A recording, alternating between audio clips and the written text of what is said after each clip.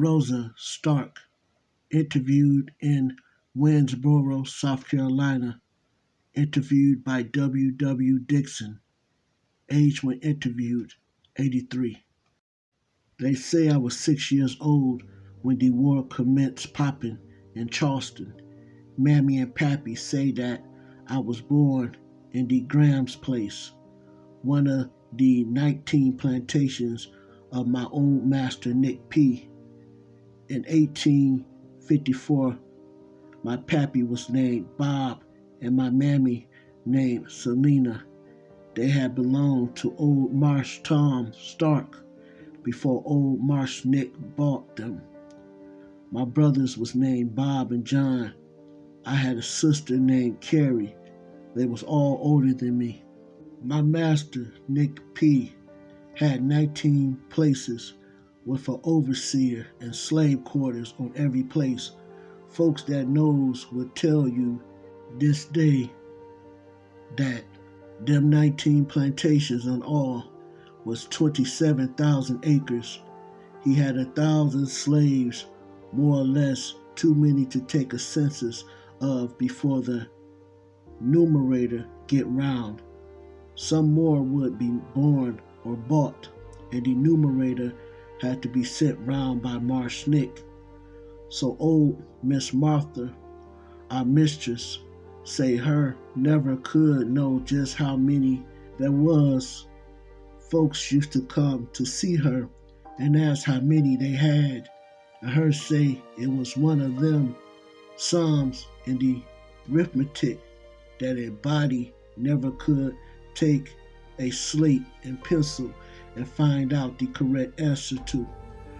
Her was a Adamson before her merry old master.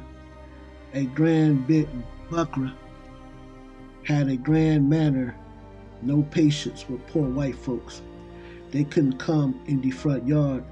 They know to pass on by to the lot, hitch up their house, and come knock on the kitchen door and make their wants and wishes known to the butler. You wants me to tell about what kind of house us niggers live in. Well, it pinned on the nigger and what him was doing.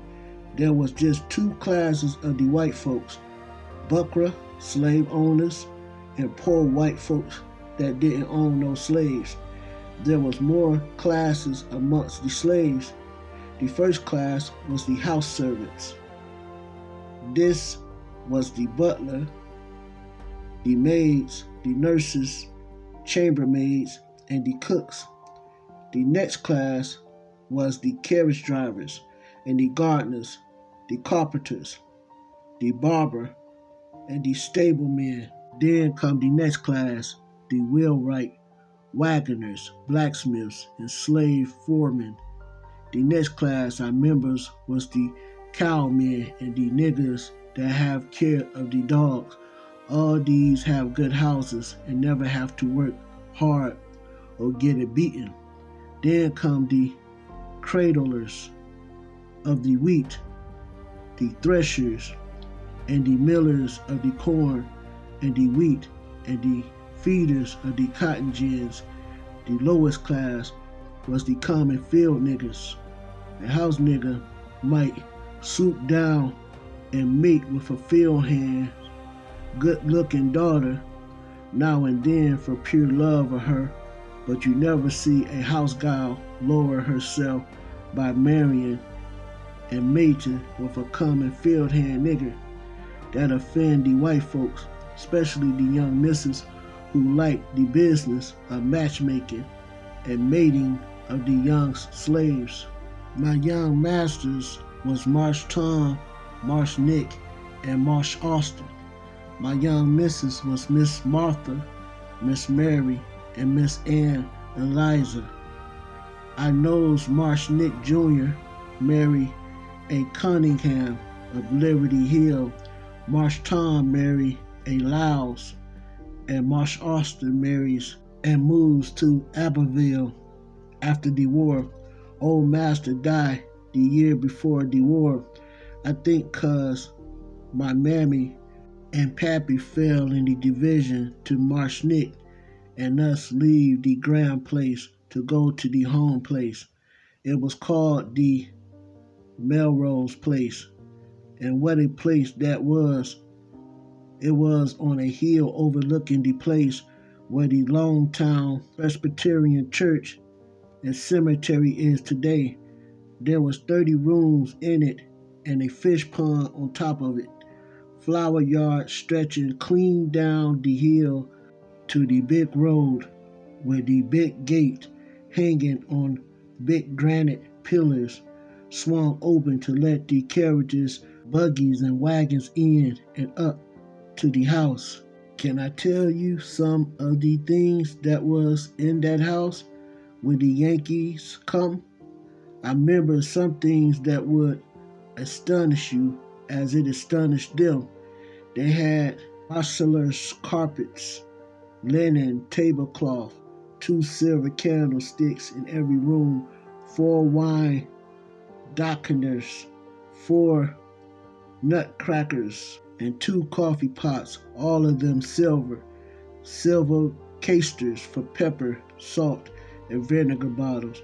All the plates was china, 98 silver forks, knives, teaspoons, and tablespoons, 4 silver ladles, 6 silver sugar thongs, silver goblets, a silver mustard pot, and 2 silver fruit stands. All the fireplaces had brass fire dogs and marble mantelpieces. There was 4 oil paintings in the hall. Each cost, so Marshnick say, $100. One was his ma, one was his pa, one was his Uncle Austin, and the other was of Colonial Lamar. The smokehouse had 4 rooms and a cellar. One room every year was filled with brown sugar, just shoveled in with spades. In winter, they would drive up a drove of hogs from each plantation, kill them, scald their hair off, then pack the meat away in salt and hang up the hams and shoulders around about the smokehouse.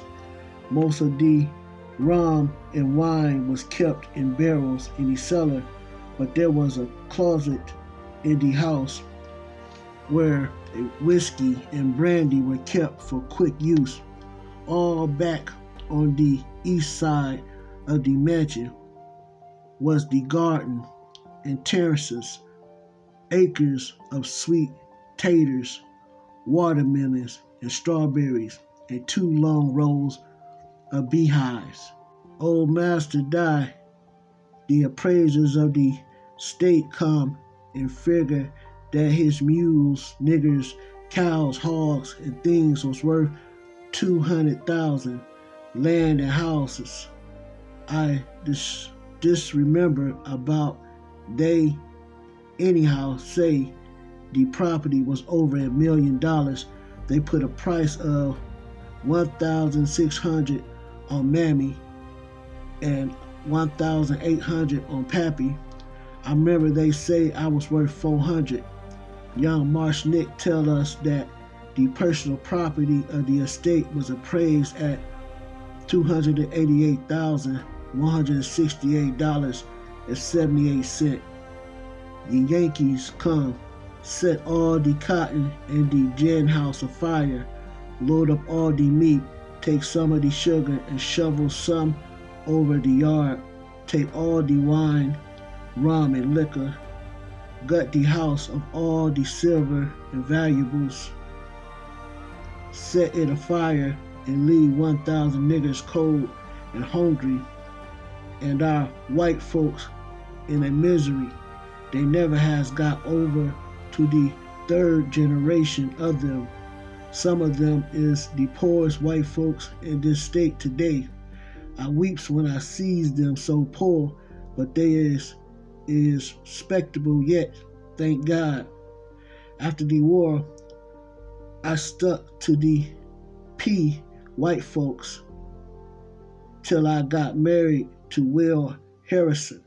I can't say I love him, though he was the father of all my children. My pappy, was a half white man. Maybe that explained it.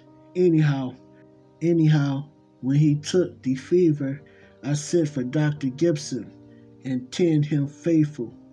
But he died, and I felt more like I was free when I come back from the funeral than I did when March Abe Lincoln set us free. My brother Bob had done gone to Florida. I next married in a half-hearted way John Pearson to help take care of me and my three children. John, Bob, and Carrie, him take pneumonia and die, and I never have a speck of heart to marry a colored man since. I just have a mind to wait for the proper sort till I get to heaven. But this adult teachers destroy that hope. They read me that there is no marrying in heaven. Well, that'll be a great disappointment to some, I knows, but white and black and the ginger cake women like me,